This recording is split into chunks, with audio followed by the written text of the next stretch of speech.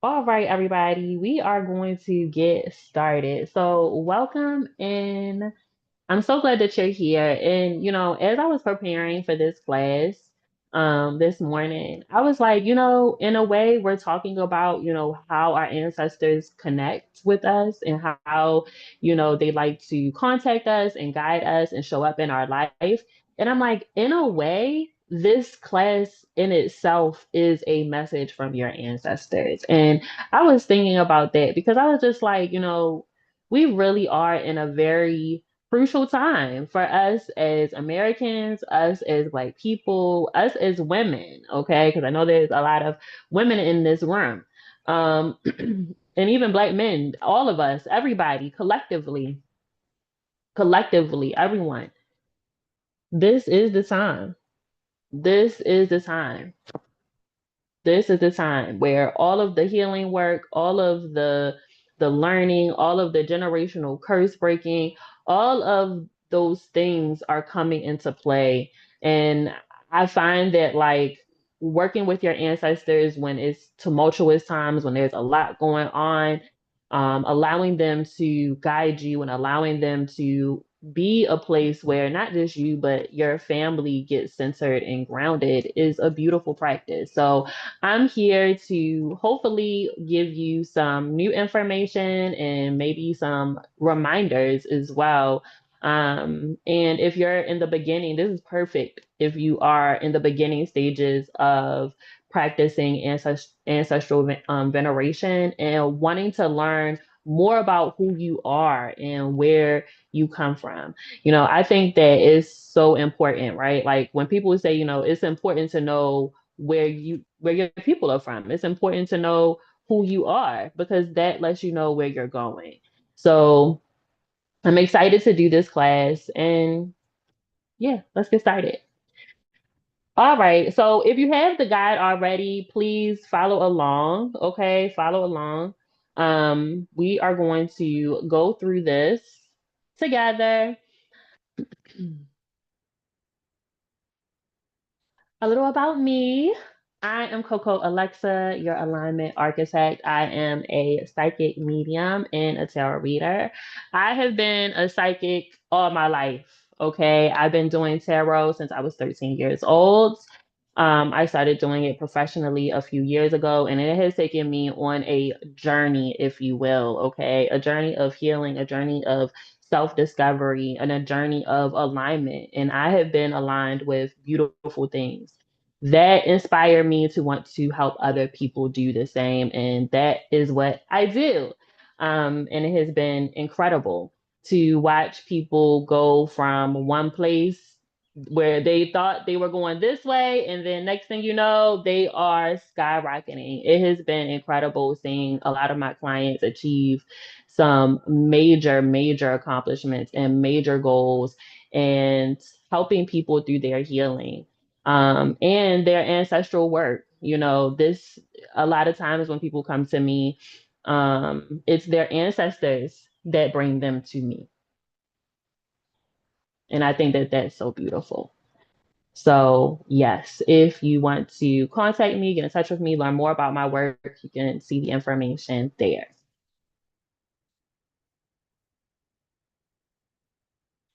Why are your ancestors reaching out to you?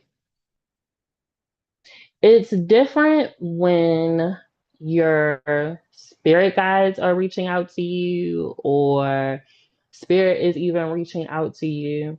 When it's your people, when it is your people, when they are familiar to you, when it is your cousin, when it is your mother, your father, your grandmother, when it is the people that you have interacted with all throughout your life, or maybe you haven't interacted with them, but they're still familiar to you.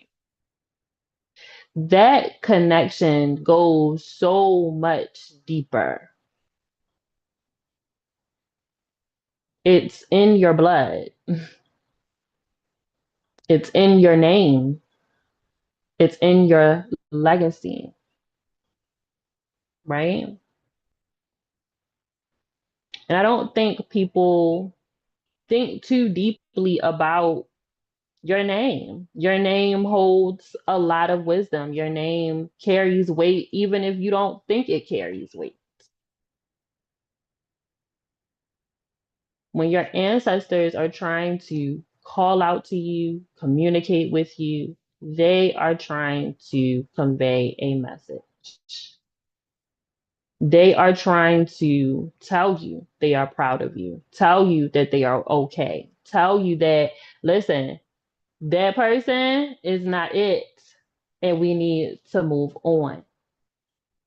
They're telling you to take that leap of faith. They're telling you that thing that you keep being drawn to is something that your great great auntie used to do, your great great uncle used to do too, and it's being passed down.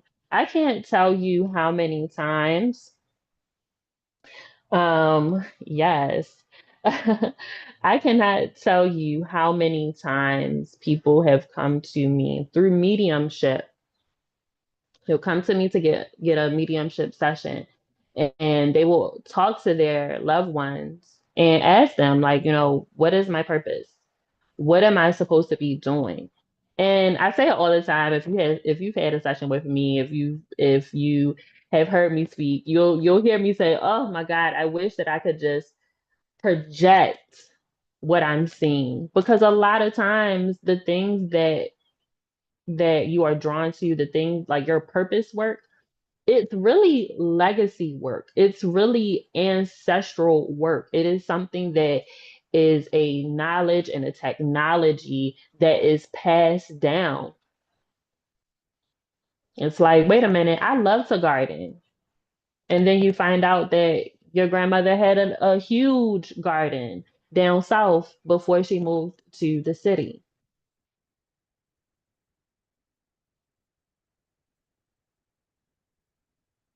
So it's those little things that speak volumes, and they want you to understand that. And I feel like a lot of the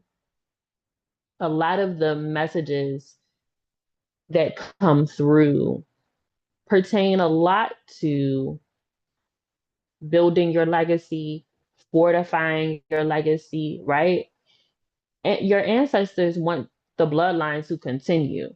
That's why I was so hard on men, because I'm like, y'all better get yourselves together or y'all gonna mess around and end your bloodline. And that hits. That hits.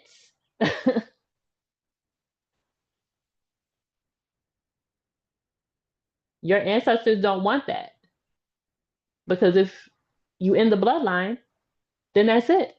Who honors them? Who remembers them? How do your stories continue? Right? So your ancestors hold a lot of wisdom. Okay. Now, let's talk about who we should be honoring, because I think that this is something that, like, a lot of people a lot of people get, um I don't know, they get worried, they get nervous. I feel like a lot of people get nervous about this, because they're like, who should be on my altar? Like, that's like usually the question. Like, who should be on the altar? Because should it be everybody?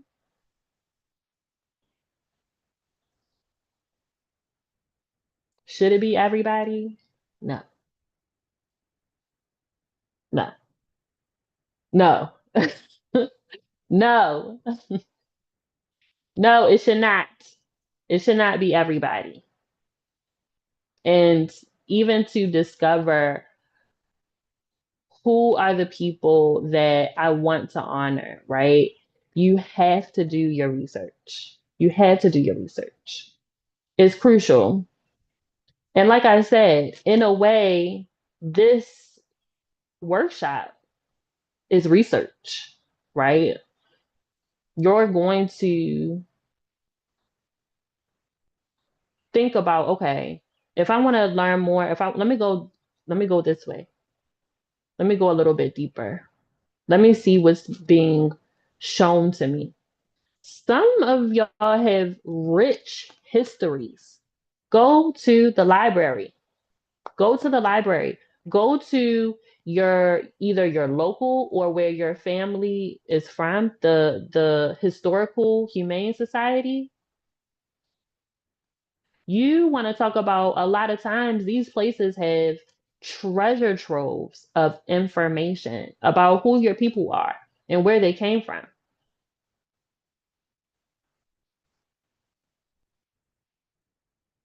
Hmm. It's so important. Asking your family members, who are these people? Looking at pictures, asking questions, telling stories. Even through the storytelling is history there. There's information there. Through mediumship. I think mediumship, and I tell people all the time, you are more than welcome to invite others into your mediumship sessions. I think that is beautiful when people come with their full families. I've done sessions and the whole family is in the room. And I love that.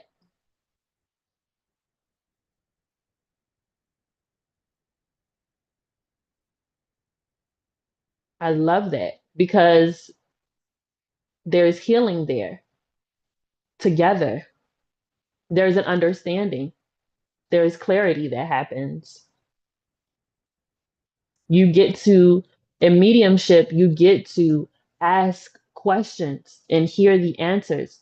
And please go to a trusted medium. You don't have to go to me. Come to me. I'm open, but please go to a trusted medium. Someone that you have done some research on, or they got some reviews or word of mouth, or you can book me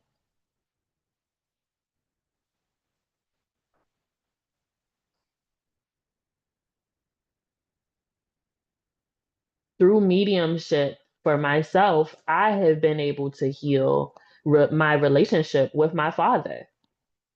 That has been able to happen through mediumship.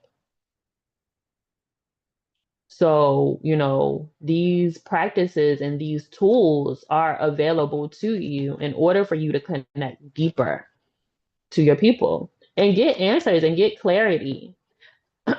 Even for people who are adopted. Is anybody in the room adopted or come from an adoptive family or come from maybe they don't know who their parents are or they don't know who their grandparents are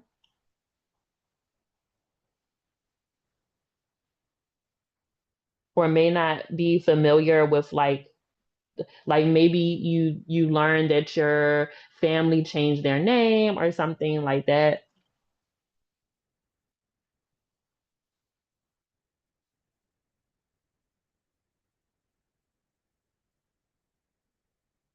Hmm. I'm no contact with a lot of living families, so ancestor veneration has been integral for me. Yes, yes, yes. It's so, so important. It's so important. Wow, my dad was adopted. Yes. So, even for people who are not necessarily connected to their blood relatives, yes, you too still have ancestors. Yes, you still have ancestors. That is a question that I get often. Like, okay, well, I'm adopted or I come from an adopted family. Do I have ancestors? Like, who are my people? Because I don't know. Yes. Yes. And a lot of times, and I encourage if you come from an adopted family or you yourself are adopted, I encourage you to get a mediumship because a lot can be uncovered and we can find your family. We can find your family. Yes, we can find your family.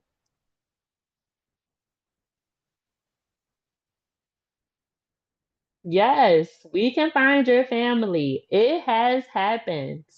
It has happened. Okay? Like, don't play with it, don't play with it. It has happened. You can find your family. You can hear the stories. You can understand more of yourself. You can understand why you are pulled or pushed into a certain direction or why your path is what it is. You might even be able to discover, and which I tend to find also happens too during mediumship, is excuse me, is I lost my train of thought for a second. Wait a minute. It's being able to understand why you were adopted, why you couldn't be a part of your blood family versus your adopted family. And that work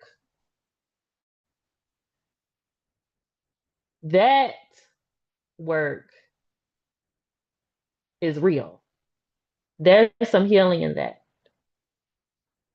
And there are ancestors that will show up for you as well to let you know, like, listen, like, this is why you had to be over here. And for some people, to be honest, when it comes this, maybe I need to do a whole little video on a on adoption, on the spiritual side of things. Because there a lot of times what comes up too is that is that a soul was lost many lifetimes ago, many lifetimes ago, and they're finally been found and have been adopted into their rightful family. I know.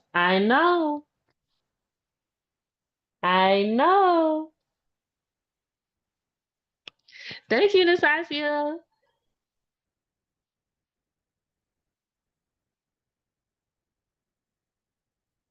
So, mediumship, even I think if you are adopted, is a really cool way outside of, talking to your lawyers, looking at public records and things like that, going to libraries and things like that.